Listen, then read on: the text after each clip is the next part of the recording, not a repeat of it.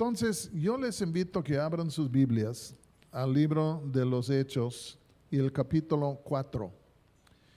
Y quiero compartir con ustedes un tema que he estado meditando por un rato y que yo creo que es un tema tal vez más importante de lo que reconocemos. Pero quiero hablar, del tema del denuedo y el Espíritu Santo. El denuedo y el Espíritu Santo. Y vamos a leer 4:29 y 4:30 y 31 del libro de los Hechos. 4:29 dice, es una oración de los apóstoles. Y ahora, Señor, mira sus amenazas y concede a tus siervos que con todo denuedo hablan tu palabra, mientras extiendes tu mano para que se hagan sanidades y señales y prodigios mediante el nombre de tu santo Hijo Jesús. Cuando hubieron orado, el lugar en que estaban congregados tembló, y todos fueron llenos del Espíritu Santo y hablaban con denuedo la palabra de Dios. Vamos a orar. Padre, te damos las gracias el día de hoy por la oportunidad de estar aquí. Yo pido que me pudieras ayudar para exponer a tu palabra en una manera muy clara y ordenada, porque es una palabra que creo que necesitamos escuchar, hasta que creo que es una palabra profética. Y Señor, pido gracia en este momento para compartir tu palabra bajo tu unción. Y en el nombre de Jesús te lo pido. Amén. Yo me convertí, Pati también, en el año 1972.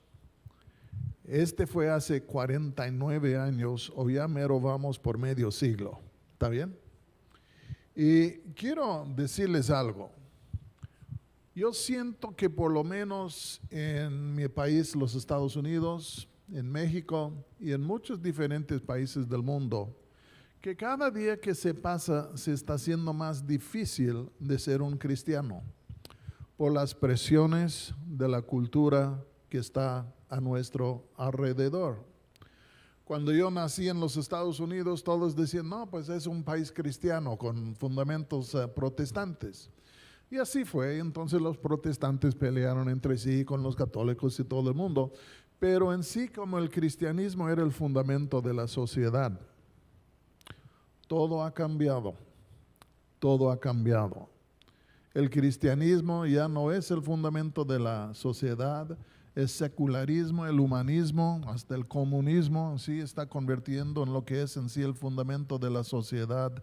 Y entonces en sí la desavenencia entre lo que es la cultura moderna y la iglesia, cada día la brecha crece más y más. Y luego en sí la cultura moderna es antigónica, ya por completo a lo que es el cristianismo. Y hay días que digo, estamos volviendo a un paganismo de tiempos antaños, del mundo greco-romano. Y entonces esto está dificultando más lo que es en sí el de ser cristiano, del crecimiento de la iglesia cristiana y tantas otras cosas.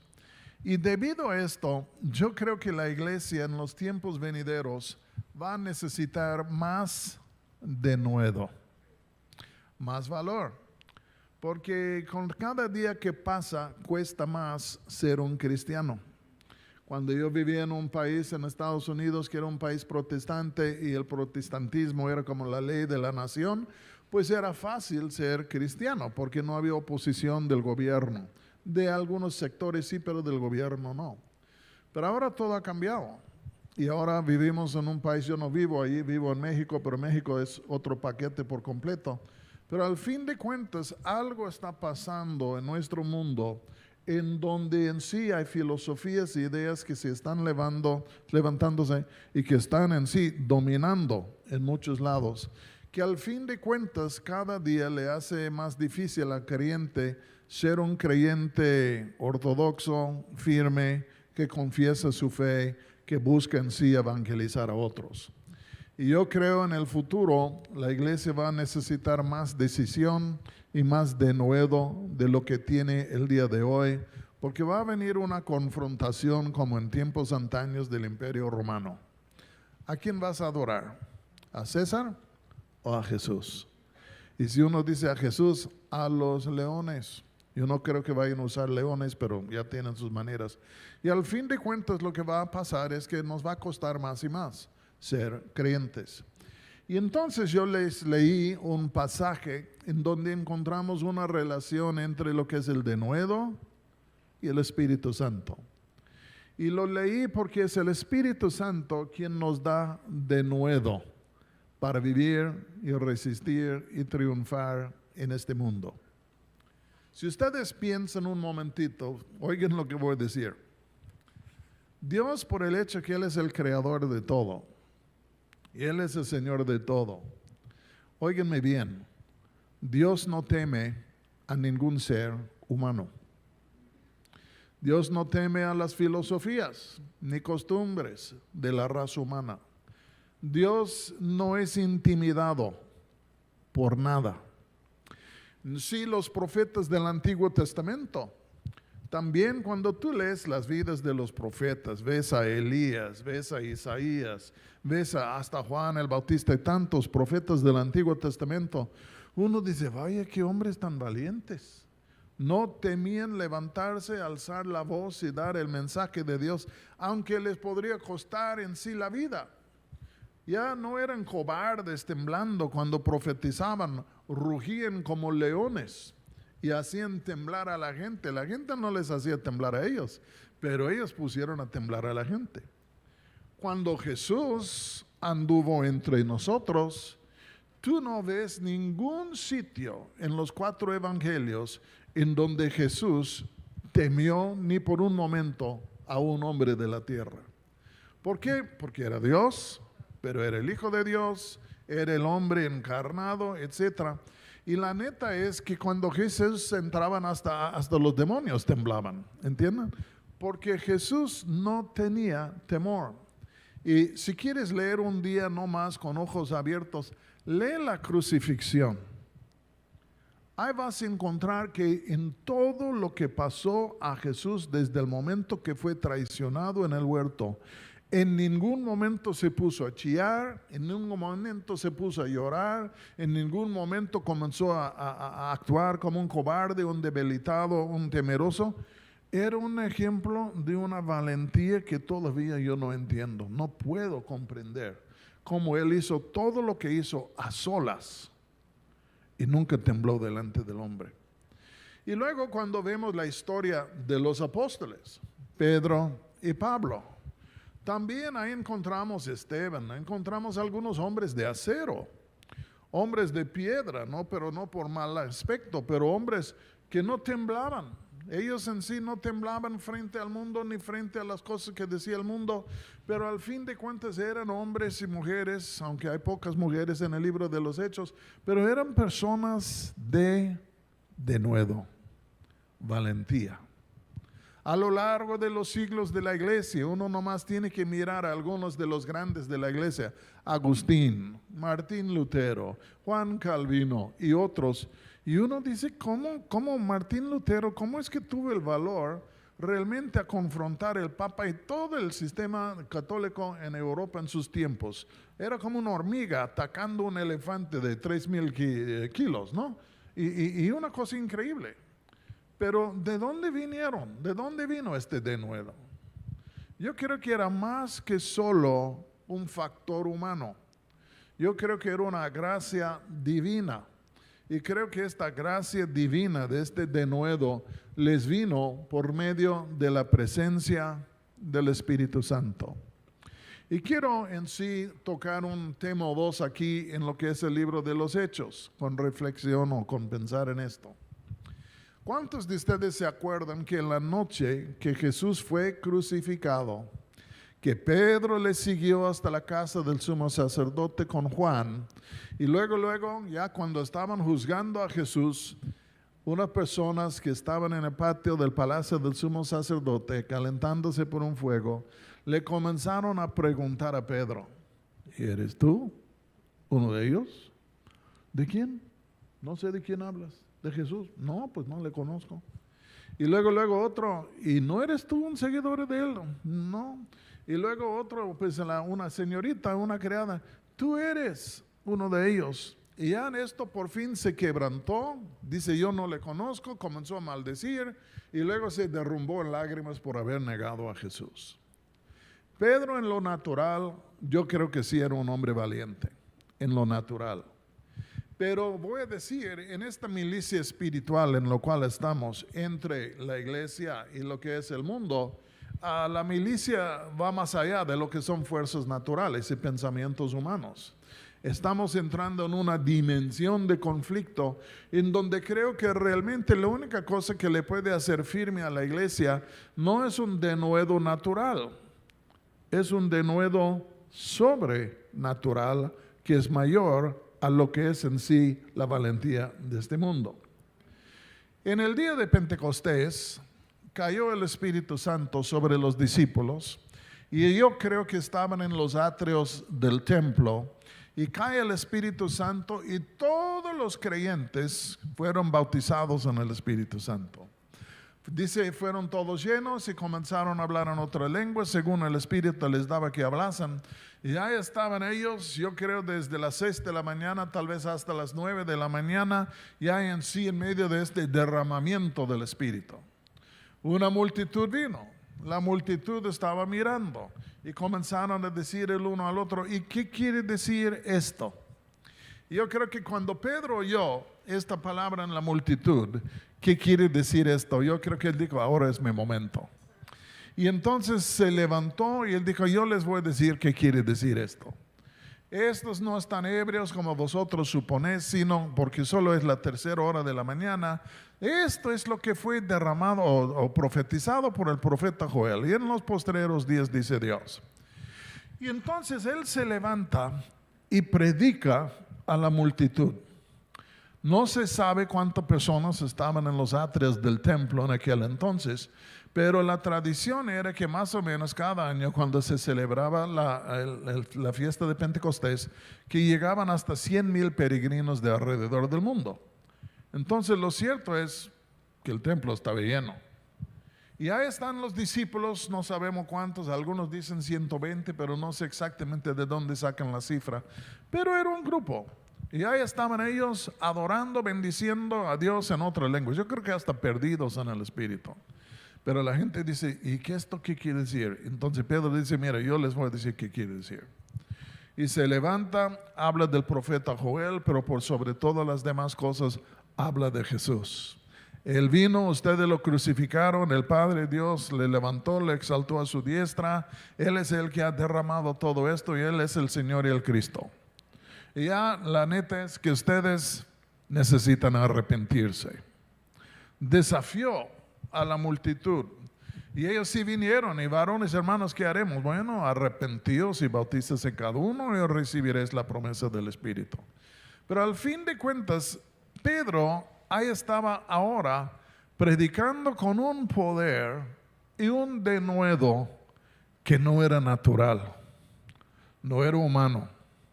Era divino, porque en el día de Pentecostés, disculpen que lo pongo en estas maneras, pero ratón se convirtió en león, ¿entienden? Y comenzó a rugir como un león, de tal manera que 3,000 personas aquel mismo día fueron bautizados. Esta es buena cosecha por un día. Y entonces ya en sí 3,000 fueron bautizados. ¿De dónde vino lo que voy a llamar la gracia para predicar a tanta gente así, la sabiduría de hablar con ellos? ¿De dónde vino el denuedo?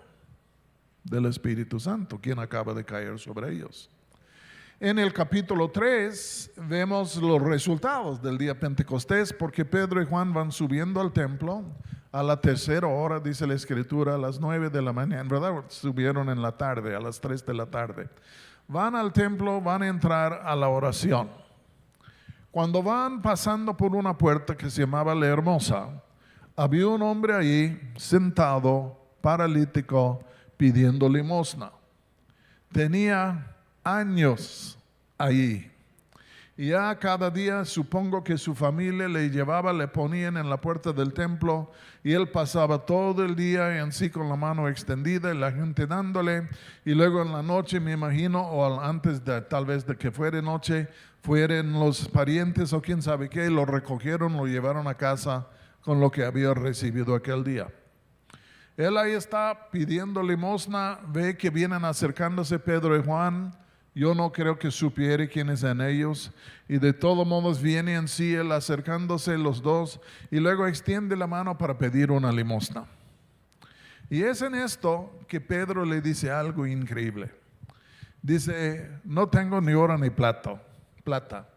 Yo creo este fue un gran desánimo al hombre.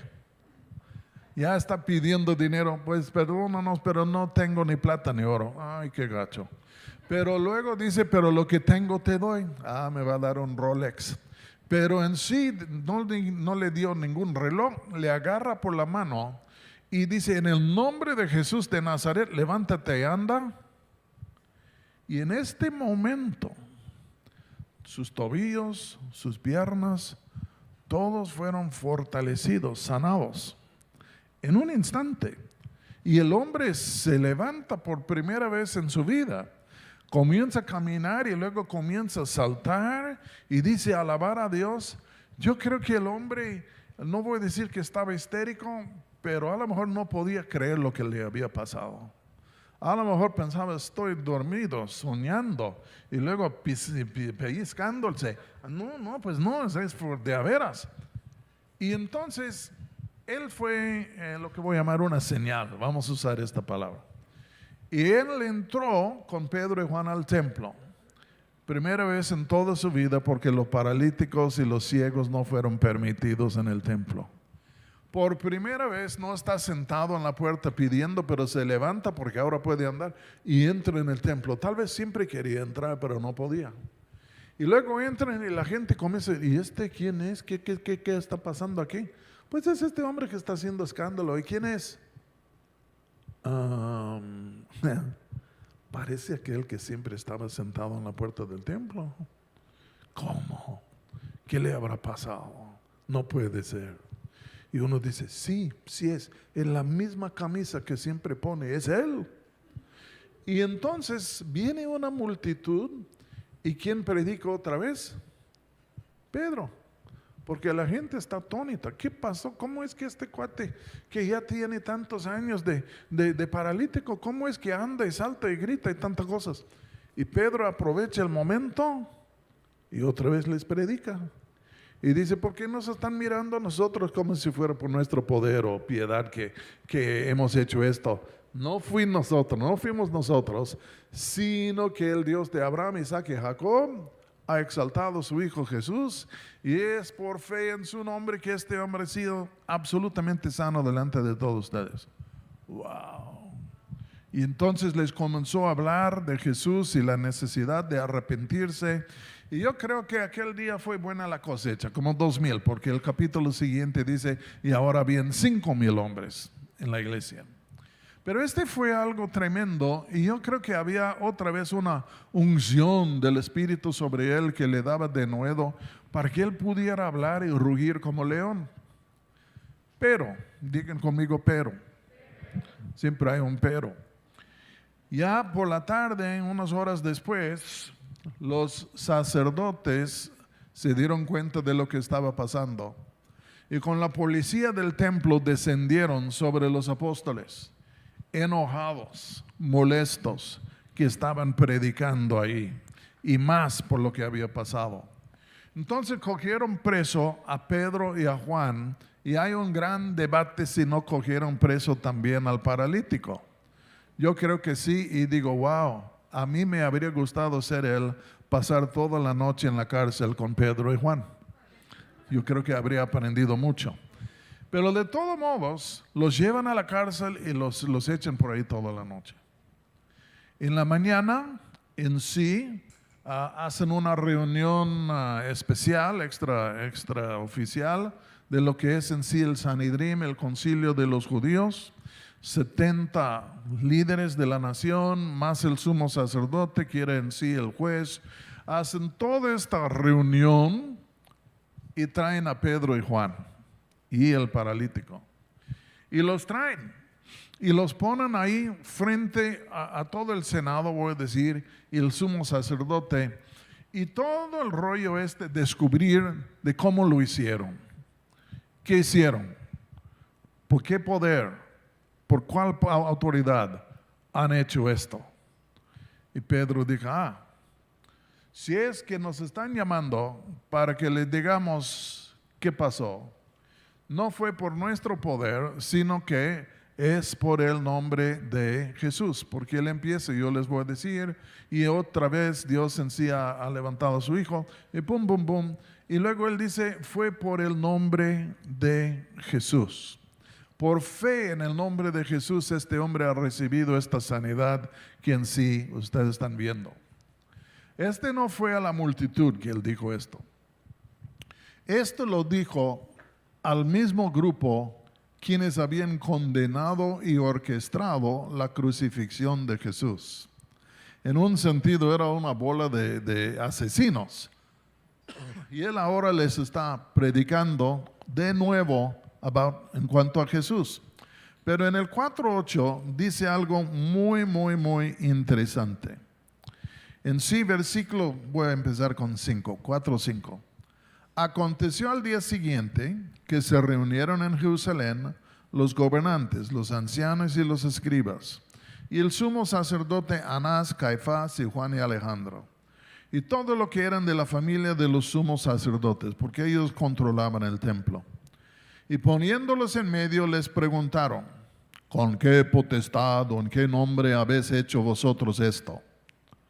Entonces Pedro, lleno del Espíritu Santo, les dijo, gobernantes del pueblo y ancianos de Israel, puesto que hoy se nos interroga acerca del beneficio hecho a un hombre enfermo, de qué manera éste haya sido sanado, sea notorio a todos vosotros y a todo el pueblo de Israel, que en el nombre de Jesucristo de Nazaret, a quien vosotros crucificasteis y a quien Dios resucitó de los muertos, por él este hombre está en vuestra presencia sano. Este Jesús es la piedra reprobada por vosotros los edificadores, la cual ha venido a ser cabeza del ángulo.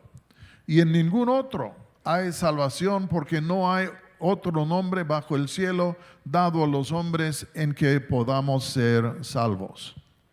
Su mensaje era, Cristo Jesús es el Cristo, ustedes lo crucificaron, Dios lo resucitó.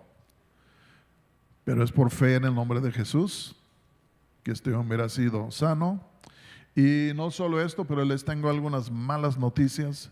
Este mismo Jesús a quienes crucificaron ahora es la piedra principal del ángulo. En otras palabras, Dios está levantando otro pueblo y Él es el fundamento de este pueblo. Y no solo esto, sino que no hay salvación en ningún otro nombre, aparte del nombre de Jesús.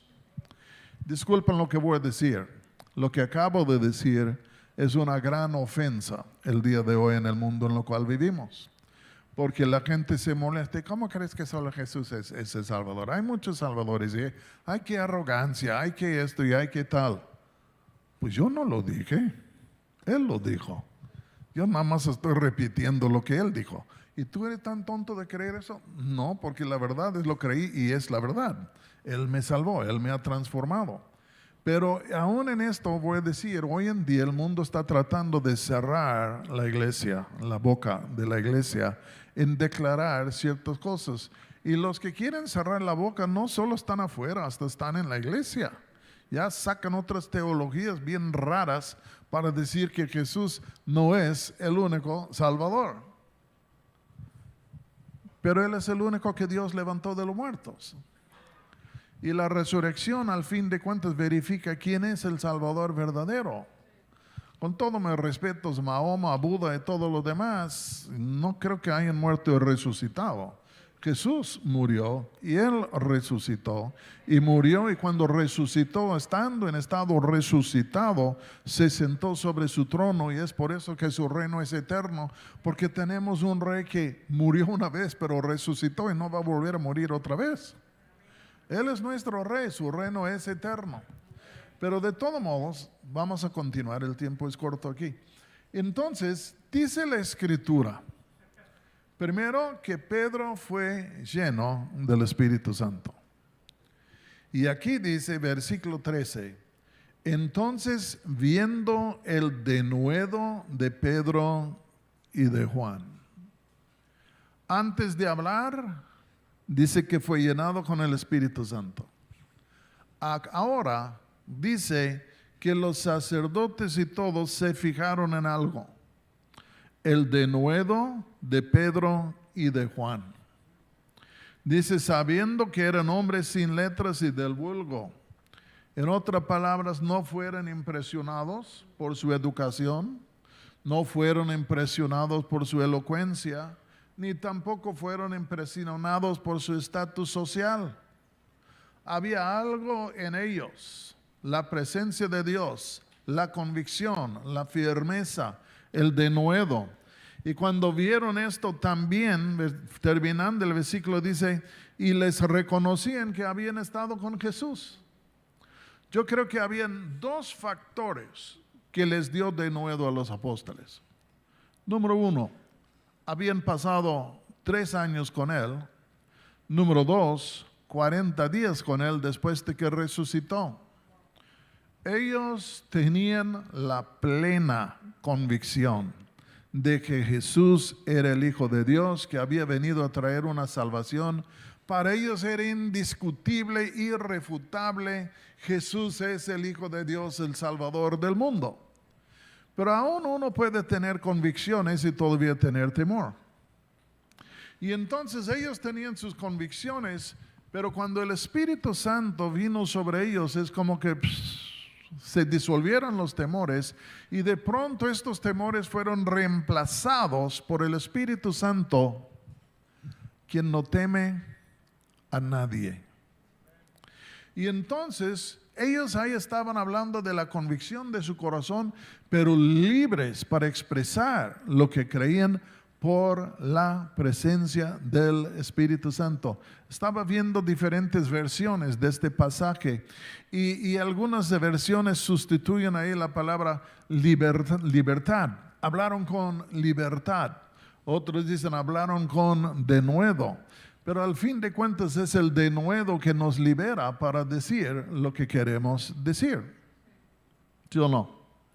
¿Cuántos de ustedes varones son casados? Bajen la mano. ¿A cuántos les dio miedo pedirle a su esposa que se casara contigo?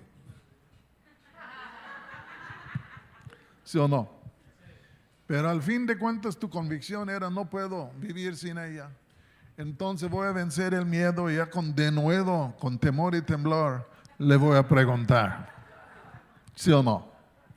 ¿Y cuántos dicen, qué bueno que dijo que sí? Porque si no hubiera dicho esto, ¿quién me habría pasado? Y los que no son casados, nada más es un aviso en cuanto a lo que les espera. ¿Está bien?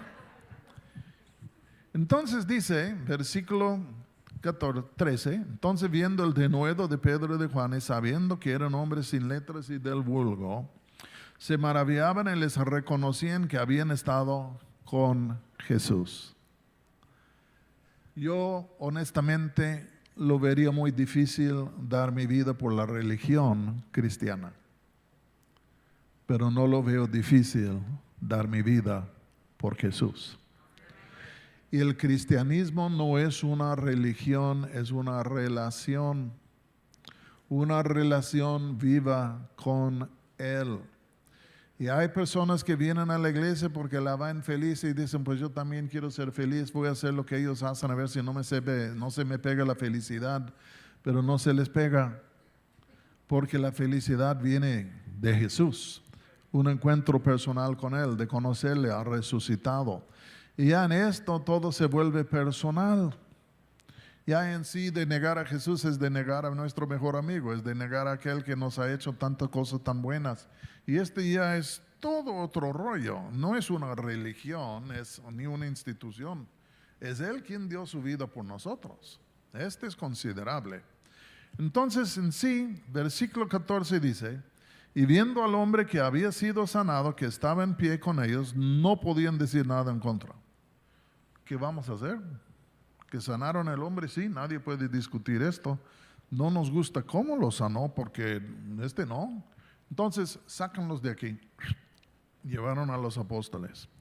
Versículo 15 dice esto: y les ordenaron que saliesen del concilio y conferenciaban entre sí. Estaban en un apuro, diciendo: ¿qué haremos con estos hombres?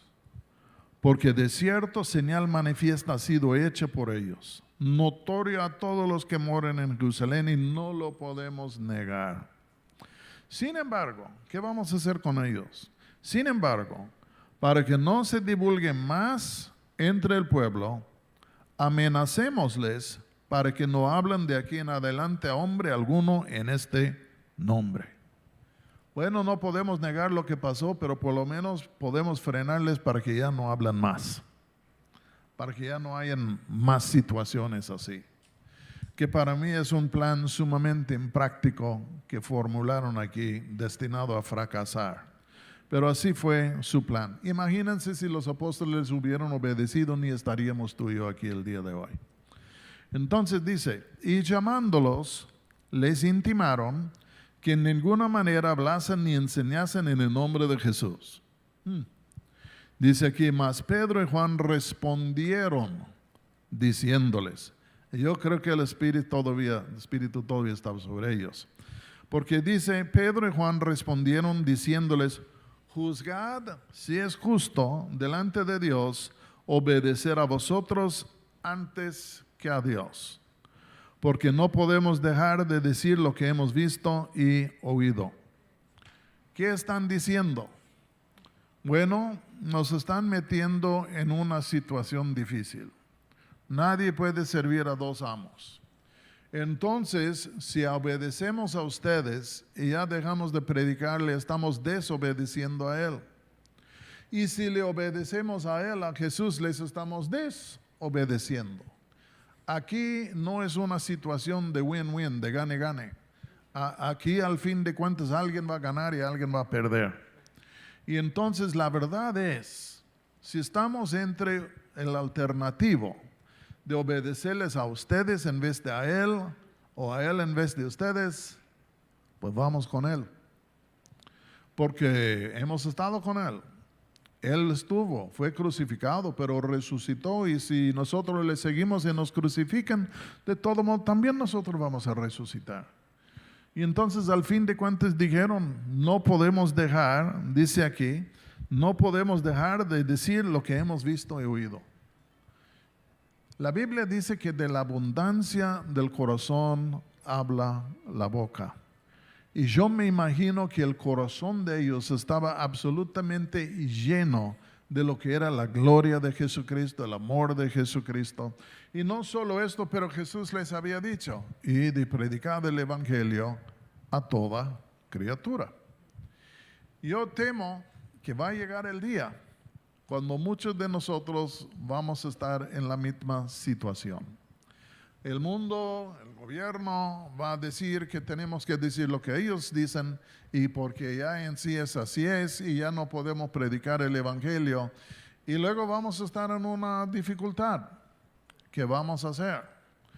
Cada quien va a tener que tomar su decisión. ¿A quién voy a obedecer? Pero quiero inyectar algo aquí, no para ser mala gente, pero hablo a mí mismo.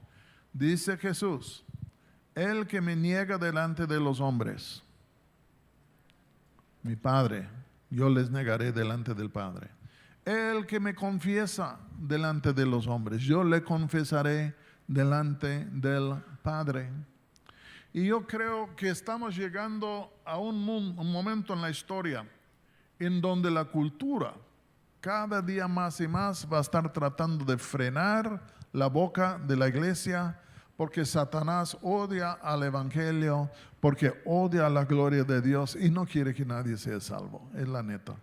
Y entonces yo creo que en los tiempos venideros vamos a tener que ser más decididos en cuanto a nuestra fe, y que nuestra fe va a requerir más denuedo.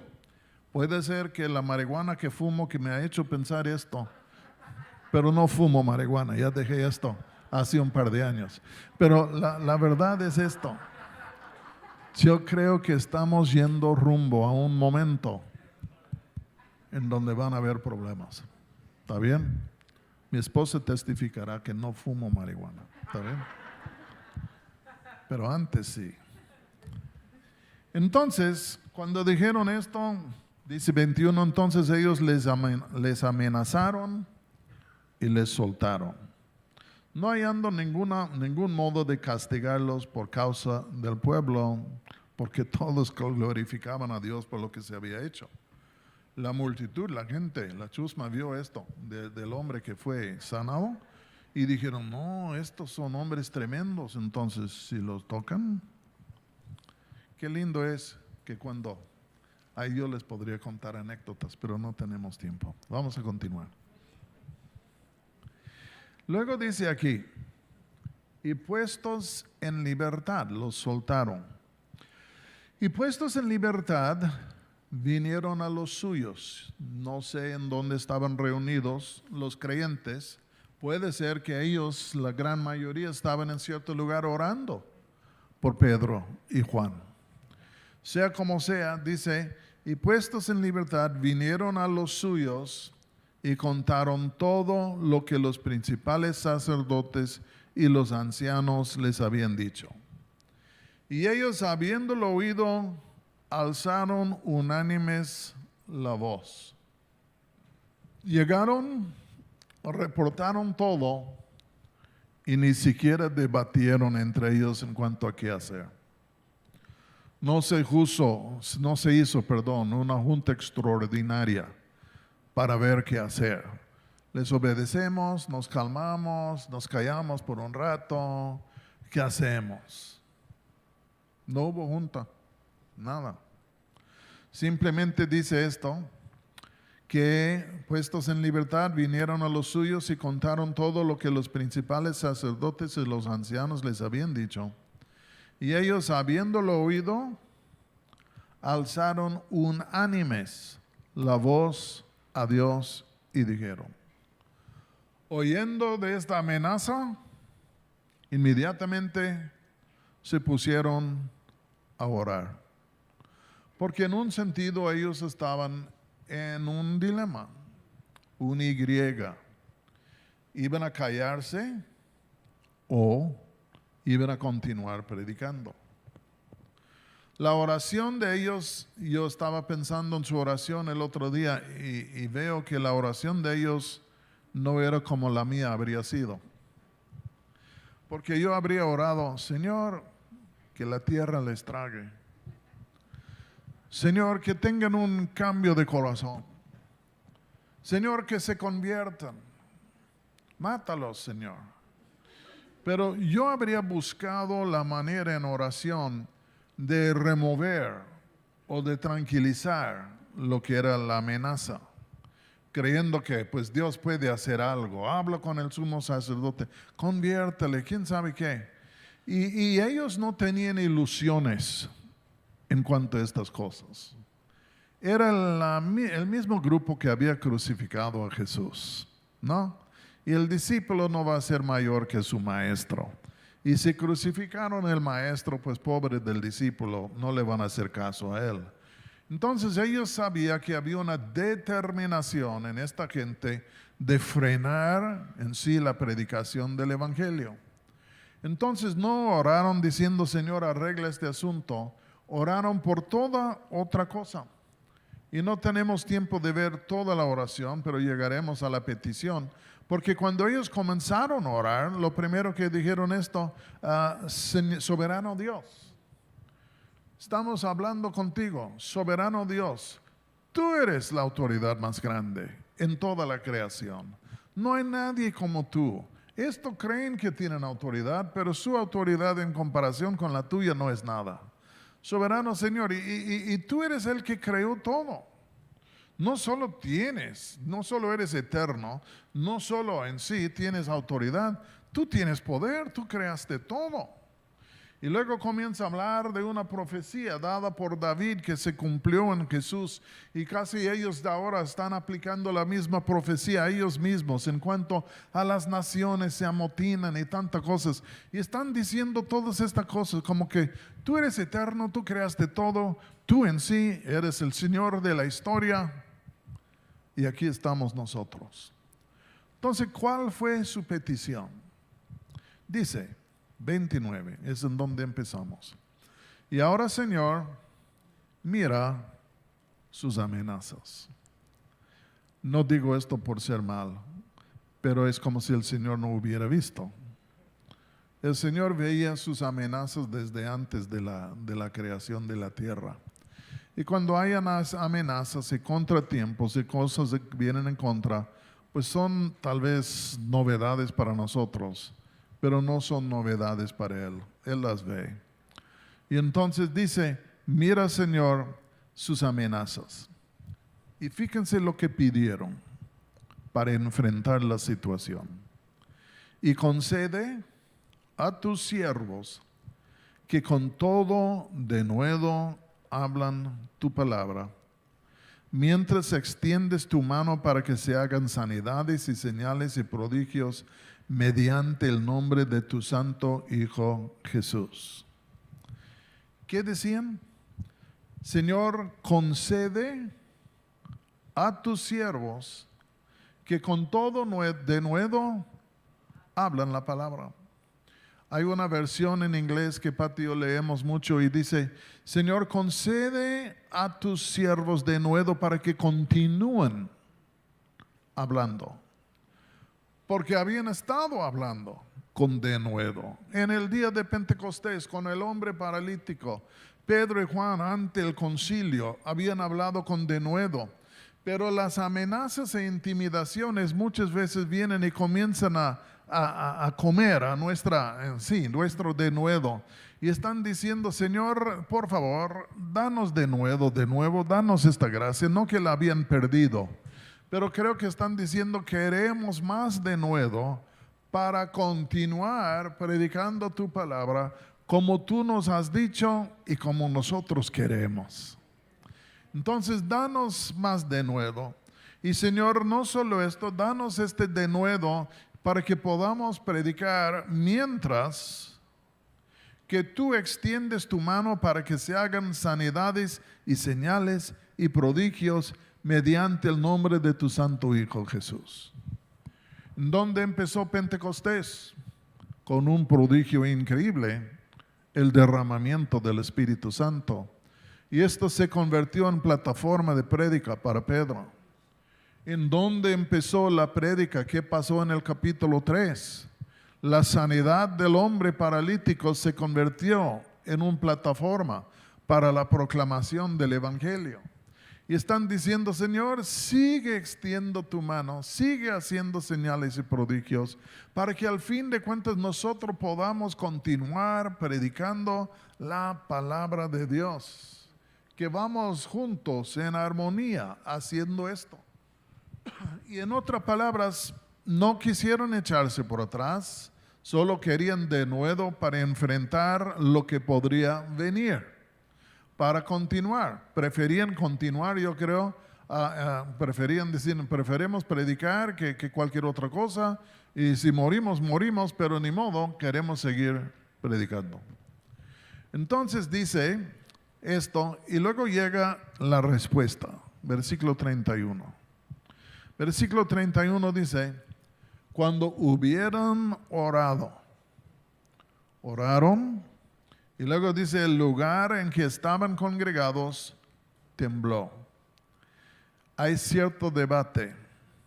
¿Quiere decir que cuando terminaron oficialmente de orar, que esto pasó? ¿O quiere decir que estaban orando y vino este temblorcito y esto puso fin a la reunión?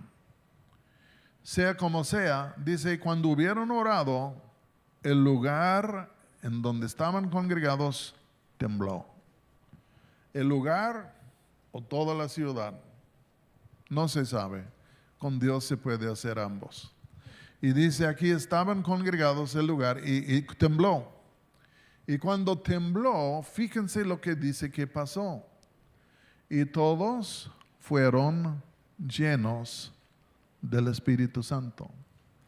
La mismita frase casi del día de Pentecostés. Y fueron todos llenos del Espíritu Santo. Y comenzaron a hablar en otras lenguas, según el Espíritu les daba que hablasen. Y ahí estaban ellos pidiendo por denuedo. ¿Y qué les dio Dios? El Espíritu Santo. ¿Y quién les dio de nuevo?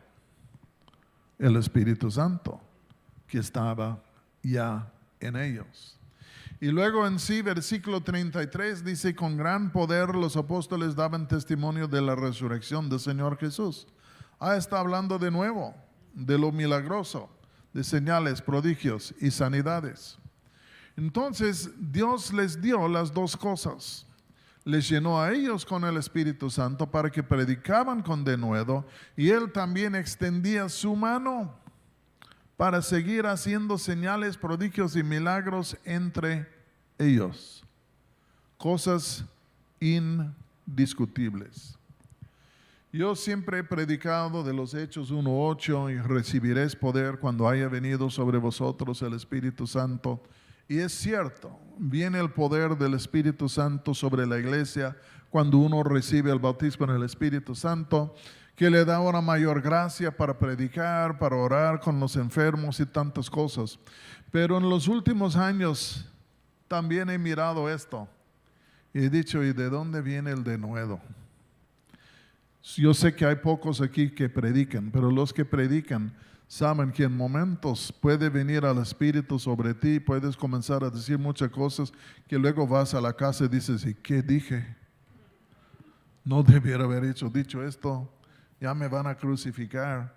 Pero lo que pasa es, el Espíritu Santo es caballero, el Espíritu Santo es cortés y viene como una paloma. Pero también les quiero decir algo, el Espíritu Santo es el Espíritu de la verdad, y el Espíritu Santo no tiene temor de nadie. Y en momentos está buscando a personas quienes le dejarán expresarse en ellos para que el Evangelio se puede predicar. Porque yo estoy convencido de esto. Si predicamos con temor, el Evangelio nunca va a prevalecer en este mundo, porque siempre seremos sujetos al espíritu de este mundo y sus intimidaciones. Pero cuando el Espíritu Santo viene en su poder, en su denuedo, pone una libertad en nosotros que permite que la iglesia diga la verdad en el poder del Espíritu. Y es en esto que las oposiciones, tronos, dominios, argumentos y filosofías falsas y huecas es cuando se rompen, es cuando se quebrantan. Porque la verdad viene, pero la verdad viene en poder. Pablo dice que las armas de nuestra milicia no son carnales, sino poderosas en Dios. Pero no está hablando de los dones del Espíritu, está hablando de la predicación, hablando de argumentos humanos, filosofías, sutilezas y todo, que el Evangelio viene y ¡pum!, los destruye. Ya los tiran por abajo, los quebrantan, los fragmentan.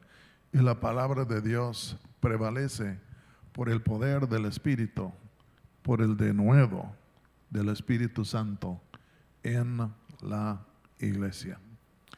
Entonces ya estoy en doble ceros aquí, que me imagino que ya quiere decir que se acabó el tiempo. Pero quería compartir con ustedes esta palabra. No hay tiempo en este momento para orar con todos. Pero la próxima vez que te das cuenta de la presencia del Espíritu Santo sobre ti, acuérdate que Él te quiere dar poder, pero también denuedo para hablar la verdad. Y es la verdad que nos hará libres a nosotros y también a los que nos escuchan. Pero escuchen también lo que voy a decir. Las cosas en este mundo no se van a ir mejorando, se van a ir empeorando. Y yo creo que un día de estos va a venir una visitación de parte del Espíritu Santo. Yo digo, aleluya, que puede romper muchísimas cosas, ¿ok? Pero estamos viviendo en un mundo que cada día más se pone más secular, más humanista, más perversa, más todo lo que tú quieres. Estamos volviendo al paganismo del imperio romano, greco-romano.